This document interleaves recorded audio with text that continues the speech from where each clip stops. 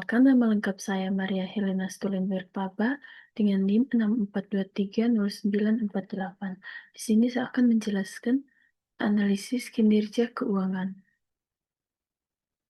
Di sini ada pengertian analisis kinerja keuangan. Pada pembahasan pertama, saya akan menjelaskan konsep dasar analisis kinerja keuangan melalui pendekatan 5W1H sebagai dasar untuk memahami tujuan, manfaat, dan penerapan dalam perusahaan. Yang pertama, what? Apa itu analisis kinerja keuangan? Analisis kinerja keuangan adalah proses menilai kondisi dan kinerja keuangan suatu perusahaan berdasarkan laporan keuangan seperti neraca, laporan laba rugi, laporan arus kas, dan laporan perubahan ekuitas. Tujuannya adalah mengetahui apakah perusahaan berada dalam kondisi keuangan yang baik, mampu memperoleh laba, memenuhi kewajiban, serta menggunakan aset dan modal secara efisien. Berikutnya ada why. Mengapa analisis kinerja keuangan sangat penting? Analisis kinerja keuangan penting untuk mengetahui kesehatan keuangan perusahaan, mengevaluasi pencapaian kinerja keuangan, mengidentifikasi kelebihan dan kelemahan keuangan, serta menjadi dasar dalam pengambilan keputusan oleh manajemen, investor, dan kreditur. Berikutnya ada siapa yang menggunakan analisis ini. Analisis kinerja keuangan digunakan oleh manajemen, investor, kreditur, pemerintah, pemegang saham, dan calon investor. Mereka yang akan memanfaatkan hasil analisis untuk menilai kesehatan keuangan dalam perusahaan, mengevaluasi kinerja keuangan, serta mendukung pengambilan keputusan terkait investasi, pemberian kredit, dan strategi bisnis. Berikutnya, kapan analisis kinerja keuangan ini dilakukan? Analisis kinerja keuangan dilakukan secara berkala, biasanya setelah laporan keuangan diterbitkan, yaitu bulanan, triwulan, atau tahunan. Analisis kinerja keuangan juga dilakukan saat perusahaan akan mengambil keputusan strategis, melakukan investasi, dan mengajukan pendanaan. Berikutnya, ada di mana analisis kinerja keuangan ini akan digunakan. Analisis kinerja keuangan ini digunakan di perusahaan, lembaga keuangan, instansi pemerintah, pasar modal, dan lembaga investasi. Analisis ini dimanfaatkan untuk menilai kondisi keuangan perusahaan serta mendukung pengambilan keputusan bisnis dan investasi. Yang terakhir, ada bagaimana cara melakukan analisis kinerja keuangan. Analisis kinerja keuangan dilakukan dengan mengumpulkan laporan keuangan, menghitung rasio keuangan, membandingkan hasil antar periode atau standar industri, kemudian menginterpretasikan hasilnya untuk menilai kondisi dan kinerja perusahaan. Berikutnya ada tujuan analisis keuangan. Analisis kinerja keuangan bertujuan untuk menilai kesehatan dan kondisi keuangan perusahaan, mengukur tingkat profitabilitas, likuiditas, solvabilitas, dan efisiensi operasional. Selain itu, analisis ini membantu mengidentifikasikan kekuatan dan kelemahan perusahaan serta menjadi dasar manajemen, investor, dan kreditur dalam mengambil keputusan yang tepat.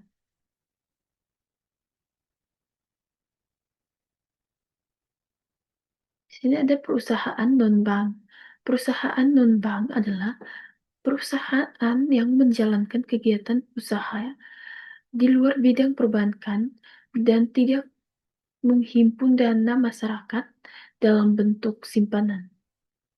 Perusahaan ini bergerak di berbagai sektor seperti manufaktur, perdagangan, pertambangan, telekomunikasi, kesehatan, dan jasa, dengan tujuan untuk menghasilkan keuntungan melalui kegiatan operasionalnya. Analisis kinerja keuangan pada perusahaan non-bank umumnya berfokus pada profitabilitas, likuiditas, solvabilitas, dan efisiensi operasional. Selanjutnya ada perusahaan perbankan. Perusahaan perbankan adalah lembaga keuangan yang menghimpun dana dari masyarakat dalam bentuk simpanan dan menyalurkan kembali dalam bentuk kredit atau layanan keuangan lainnya. Analisis kinerja keuangan pada perusahaan perbankan berfokus pada tingkat kesehatan bank, profitabilitas, likuiditas, kualitas aset, kecukupan modal, serta kemampuan bank dalam mengelola risiko dan menghasilkan keuntungan.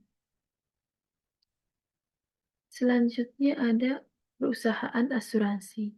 Perusahaan asuransi merupakan lembaga keuangan yang memberikan perlindungan terhadap risiko dengan menghimpun premi dari nasabah dan memberikan ganti rugi sesuai ketentuan polis. Analisis kinerja keuangan pada perusahaan asuransi bertujuan untuk menilai kemampuan perusahaan dalam memenuhi kewajiban klaim, menjaga tingkat solvabilitas, mengelola risiko, serta menghasilkan keuntungan secara berkelanjutan. Selanjutnya ada valuta asing. Valuta asing atau falas adalah mata uang yang digunakan dalam transaksi internasional atau diperdagangkan antar negara seperti dolar, euro, dan yen Jepang. Dalam analisis kinerja keuangan, falas berpengaruh terhadap perusahaan yang melakukan kegiatan ekspor, impor, atau memiliki utang dan aset dalam mata uang asing karena perubahan nilai tukar dapat mempengaruhi pendapatan, biaya, dan laba perusahaan. Tujuan dari menganalisis pengaruh valuta asing apa aja sih? Yang pertama itu ada mengetahui dampak perubahan nilai tukar terhadap kinerja keuangan perusahaan. Yang kedua, menilai pengaruh kurs terhadap pendapatan, biaya, dan laba perusahaan. Yang ketiga, membantu perusahaan mengelola risiko nilai tukar. Yang keempat, mendukung pengambilan keputusan terkait investasi, pembiayaan, dan perdagangan internasional. Yang kelima, menyusun strategi untuk meminimalkan kerugian akibat fluktuasi kurs. Selanjutnya ada inflasi. Inflasi adalah kenaikan harga barang dan jasa secara umum dan terus-menerus dalam suatu periode tertentu yang menyebabkan daya beli masyarakat menurun. Dalam analisis kinerja keuangan, inflasi mempengaruhi biaya operasional, harga jual, keuntungan perusahaan, serta kemampuan perusahaan dalam menjaga stabilitas keuangannya. Tujuannya itu apa aja? Yang pertama, mengetahui dampak inflasi terhadap kinerja keuangan perusahaan. Yang kedua, menilai perubahan biaya operasional dan tingkat keuntungan. Yang ketiga, membantu perusahaan menyusun strategi penetapan harga.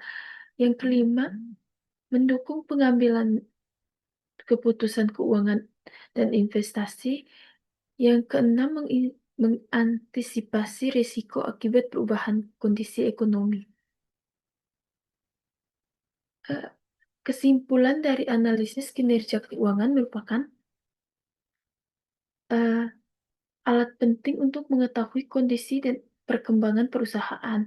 Dengan menganalisis berbagai rasio keuangan, perusahaan dapat mengevaluasi kekuatan dan kelemahannya sehingga dapat mengambil keputusan yang tepat untuk meningkatkan kinerja di masa depan. Bagi investor dan kreditur, hasil analisis ini juga menjadi dasar dalam menilai prospek dan tingkat risiko suatu perusahaan. Sekian dan terima kasih.